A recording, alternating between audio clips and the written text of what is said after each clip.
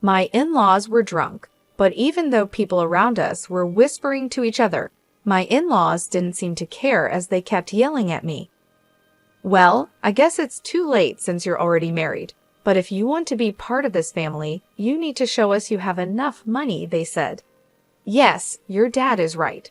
So make sure to give us $1,000 a month as a new bonus," they added. I was stunned by their words. I couldn't believe they would say such things at a wedding reception. I just stared at them, my face going pale. My dad took the microphone from them. "Enough is enough. Don't you realize you're making fools of yourselves?" he said. "My name is Linda. I am a 30-year-old office worker. I am currently dating someone named Larry, who is 32 years old, 2 years older than me. I met him through a friend who was worried about me being single, so she introduced me to Larry. After dating for a year, Larry proposed, and now we are soon to be married. I lost my mother when I was very young, and my father raised me by himself. He worked very hard to take care of all my needs. I didn't have many worries growing up, but losing my mom, who I loved so much, deeply hurt me. Because I lost someone I cared about so much, I was cautious with my emotions. That's why I hadn't really dated anyone since my school days. I even thought it would be okay if I stayed single forever. Then I met Larry. At first, I didn't feel any romantic feelings for him, even though he asked me out many times. Larry really cared about me and was always a gentleman. Slowly, I began to open my heart to him, and we started dating. He kept caring for me, and I felt very happy. He became very special to me, and I started thinking I wanted to be with him forever. Then he proposed, and we decided to get married. Larry understood everything about me and was always kind to me, no matter what. Don't worry, if you're ever feeling unsure about something, I'll be here for you until you feel better. I love you, Linda. You can count on me, he would say. His words moved me. He promised to make me happy for the rest of my life. Just being with him warmed my heart. If he cared that much for me, I thought I should do the same for him. When I told my father that we decided to get married, he was so happy that he cried. "Wow, Linda, you're finally getting married. I'm so happy for you," he said. "Oh, Dad, you're being dramatic," I joked. "Wow, I hadn't heard anything like that from you until now. I was always worried that you might never get married," he replied. "Oh, really? I had no idea you were worried about that," I said. "Well, every father worries about his daughter, you know. Anyway, congratulations," he said. "Thanks, Dad," I replied. I was so happy to be congratulated by my dad, who had raised me by himself. I thought I would probably cry at the wedding, and my dad would probably cry even more since he was already crying now. With that, Larry and I started preparing for our wedding. We were both busy with our jobs, so our days were very hectic. We worked during the weekdays and made wedding preparations over the weekends. There was no time to rest. Our calendars were always full. On the rare day off, we were supposed to visit Larry's parents' house. I was going to meet Larry's parents for the first time. Larry had come over to meet my father right after he proposed to me. Originally, I had planned to visit Larry's parents right after that to introduce myself, but they were very busy and our schedules never matched. Finally, some time passed and we managed to arrange a visit. As we arrived at his parents' house, I suddenly felt nervous. "Don't worry, my parents are very kind," Larry reassured me. His words made me feel a bit better, and I rang the doorbell. It was his mother who opened the door. "Mom, I'm home," Larry said. "Welcome home, Larry. It's so good of you to come," his mother replied warmly as she talked with her son. I greeted her as politely as I could. "Nice to meet you. My name is Linda, and I'm Larry's fiancée." "I see, so you're Linda," she said. Her voice was much lower than when she spoke to Larry, and her smile vanished. She looked me up and down as if judging me. Then she led us to the living room, where her cold attitude didn't change. "Linda, I'm curious about what you bring to the table. Larry is our treasure and our only child. If you're going to marry him, you need to be a suitable wife. Are you worthy of him? She asked, more like an interrogation. I was taken aback by her question. I hadn't expected such a cold attitude from my future mother-in-law and was at a loss for words. You're going to join our family, you know. Are you ready for that? She continued. True, marrying Larry meant joining his family. But it's not like Larry's family were the Kennedys or some well-known high society family. It's not like I was marrying into a royal family. Why was I being asked to make such a commitment? Besides, I wasn't even going to live with them. I don't like being pressured with questions like these. As I was thinking about how to respond, his mother seemed impatient with my slow reply and scolded me harshly. When I ask you a question, answer me right away. You're so rude, she snapped. I'm asking if you're ready for this, she continued, raising her voice. Despite feeling overwhelmed, I managed to say, I hope that Larry and I will support each other in our marriage. When I said that, his mother was not convinced. What a naive thing to say. You aren't just going to support each other. You are supposed to support Larry. It's your job as a wife to support your husband. You don't even understand the basics, she criticized. Then, Larry's father, who was sitting next to her, intervened. Honey, calm down. Sorry about that, Linda. You must have been startled by my wife's words, he said, trying to ease the tension. It's all right, I replied, trying to remain calm. His mother is very protective of her only son. Maybe she was just nervous and spoke without thinking.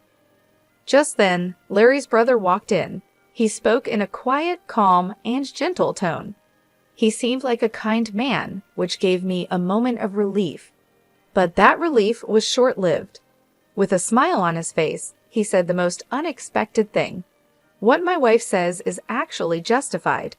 What concerns me the most is that you come from a single-parent family. What do you mean by that? I asked, confused. Well, being raised by just one parent doesn't have a good public image. We can't be too happy to have such a person become the wife of our only son, can we? He explained. Hold on a minute, I said, unable to let this comment slide. What is wrong with being raised by a single parent? My father worked very hard to raise me by himself. I am very thankful for my upbringing, and I am proud of my father. Being raised by a single parent doesn't make me any less valuable. But they still argued, since you were missing one parent, you couldn't have learned how to be a good wife, do housework, and such. I responded, I did a lot of housework to help my father. I can also cook pretty well, so please don't say that. Despite my response, Larry's words ignored what I said, and he finally stated, I will allow you to marry Larry, but in exchange, you must promise to devote everything to us because we are Larry's parents. Can you promise me that? What? I was shocked. Wow, since you came here to ask for our permission to marry our son, you do know what your duties are, don't you? Before I could say more, he continued the conversation. I found that my in-laws had completely taken over the conversation, giving me little chance to respond. That night, as I thought more about the marriage, I decided to share my feelings with Larry. Say, Larry, do your parents always talk to people like that? What about it? Larry seemed unfazed. I was surprised that Larry didn't see anything wrong with what his parents had said to me. Well, I mean, the way your parents spoke to me and what they said. Oh, really? Well, they were just talking about whether you were ready for this marriage. I get that your parents are worried about their son's marriage, but I feel like what your parents were saying was a bit too much. Really? Why is that? My parents didn't say anything wrong. Besides, they've given us permission to get married, so don't worry about it. That's true, but I felt uneasy that Larry seemed to side with his parents more than with me, and that was very troubling. I guess he realized I was feeling unsure because he gave me a hug. Linda, you don't have to worry so much. My parents are just a bit upset because their only son is getting married, he said. He spoke as if he didn't fully support me. It's all going to be fine. Don't overthink it. I'm sure they just want what's best for us. They want us to be as good of a couple as they are. That's why they were a bit harsh." "Oh, really?" I replied. Like he said, maybe his parents have high expectations for us. But even if that's the case, I don't think it's right for them to belittle me because I was raised by my father. I don't think people who say such things make a good couple. We are the ones getting married, and we should be the focus, not their approval or disapproval. With that perspective, although I was still a bit upset, I decided not to dwell too much on his parents' opinions. Then, the day of the wedding arrived. We had many guests, including our relatives, friends, colleagues, and bosses. I walked down the aisle with my father, who had raised me all my life. Larry and I exchanged our vows and rings. We were met with applause, and for the first time, I truly realized that I was getting married to Larry. I felt a happiness I had never felt before as we walked into the reception hall. We made our way through the crowd, greeted by videos of us as part of the entertainment. It was a joyful time. I chatted with friends I hadn't seen in a while, and many people congratulated us.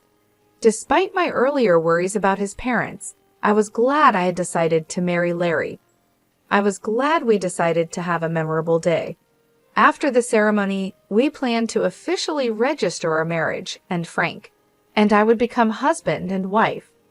I cherished every moment and felt so happy. Time flew by, and soon it was time for the final part of the event. The bride, groom, and both sets of parents lined up to greet the guests. But I started to feel uneasy because of Frank's parents. We were all supposed to be standing in line, but his parents were wobbly on their feet. If you looked closely, you could see that their faces were bright red. They had drunk too much. Some relatives asked if they were okay. My in-laws were clearly drunk, but we had to wrap up the ceremony and get it over with. The moderator handed the microphone to me and Larry. Suddenly, Larry's mother snatched my hand away from him and yelled at me like a professional wrestler in the middle of a challenge. "Listen to me, Linda. After this wedding, you are going to devote yourself to us completely. Prepare yourself because we are going to test you really hard." The guests started whispering to each other, and some even thought it was a joke and laughed. Then, Larry's father grabbed the microphone. "Linda, don't you feel embarrassed to wear a dress like that? It doesn't suit you at all." "Dear, you should tell her the truth," his mother chimed in. As expected, the whispers among the guests changed in tone. I looked at Larry, hoping he would stop his father's rude comments. But Larry said he couldn't do that, and that his parents weren't doing anything wrong. It became clear he would never protect me from his parents in the future. That was the moment I realized it. I was certain of it, even as the hall buzzed around us. My in-laws were drunk and continued to insult me. "Well, you're already married, but if you're going to be part of this family, you need to prove that you have enough money," they said. "Yes, that's right," they continued. "After you register your marriage at the city hall, you should give us a few $1,000s a month and your entire bonus." I was shocked by their words. I never thought they would say such things at our wedding reception. I just stared at them, feeling my face go pale. My father took the microphone from them. "Enough of this. Don't you realize you're making fools of yourselves?" he said, though still showing some respect. His parents glared at my father. "Why are you interrupting us while we're talking?" I knew this woman's father was no good. "Single parents are never any good," they said. "Why do they talk like this? How dare they insult my father?" I thought. My father, keeping his cool, replied, "You people are even worse than I imagined. You even refused to meet me because I am a single father. I never thought that someone like you would work for President Scott. President Scott is such a respectable person. I assumed his employees would be decent as well," my father continued. At that, my father-in-law's face turned very serious. "How do you know President Scott?" "He's a business partner of my company, and more importantly, an old friend of mine," my father explained. And speaking of single parents, President Scott was raised by his mother alone. So you just insulted the president of the company you work for. Seeing my in-laws' faces fall at my father's words, I realized they finally understood the mess they had gotten themselves into. I apologize, sir. Please don't tell the president about this, my in-law pleaded, suddenly falling to his knees. Just moments before, he had acted like he was in charge, but now he looked defeated, and I could hear laughter from the guests. Some even pulled out their cell phones to record the scene. No matter how much you apologize, you can't take back your words, my dad said. He walked over to me and asked if I wanted to go home with him. I said yes and took the microphone from Larry's hand.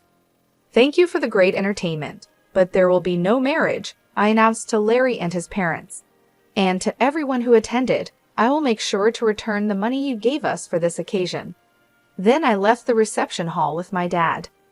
I caught a glimpse of Larry and his parents looking dismayed, and soon after, his relatives rushed over with worried expressions on their faces. The place must have been in complete chaos. As I returned their money, I apologized to the guests. They all expressed sympathy for me and praised me and my dad for our actions, saying it was good that we weren't taken advantage of by such terrible people. Later, Larry's coworkers who had attended the reception must have spread the word about what happened at his company. Larry became known for having such unreasonable parents and was criticized for having a weak character. His embarrassment was so great that he resigned voluntarily. And of course, the president of my father-in-law's company found out about the incident. Larry's father was demoted and sent to an insignificant division of the company, transferred to a remote office in the countryside. I heard that Larry's family has been ostracized by all his relatives because of what happened at the wedding. While it's unfortunate, it really was their own doing, and sometimes things like that just can't be avoided. In the meantime, I've been using this opportunity to strengthen my relationship with my dad. We've been spending more quality time together, and it's helped me appreciate all he's done for me even more. One day, he sat me down for a serious talk. Linda, are you interested in running the business? He asked, looking at me with a mixture of hope and seriousness. Do you mean? I started, a bit unsure where he was heading with this. Why don't you work towards becoming the president of my company? He suggested. It was a big step, and he seemed to believe I was ready to take it on.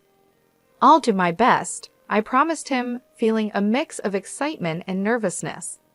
I decided then to focus on stepping up my game at work rather than getting entangled in romantic relationships for now. I wanted to prove to myself and to my dad that I could excel and perhaps one day be a great leader like him.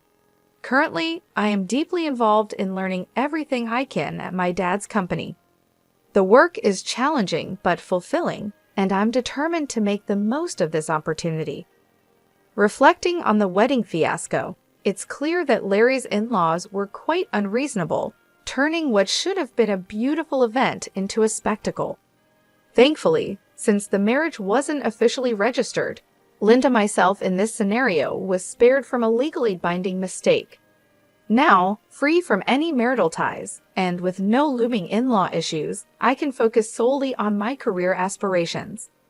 It's a relief to know that out of a chaotic situation came a clear path forward for me. I look forward to what the future holds and am excited about the potential of leading the company. I wish myself all the best and hope that anyone watching this story can take something valuable from it. Thank you for staying till the end.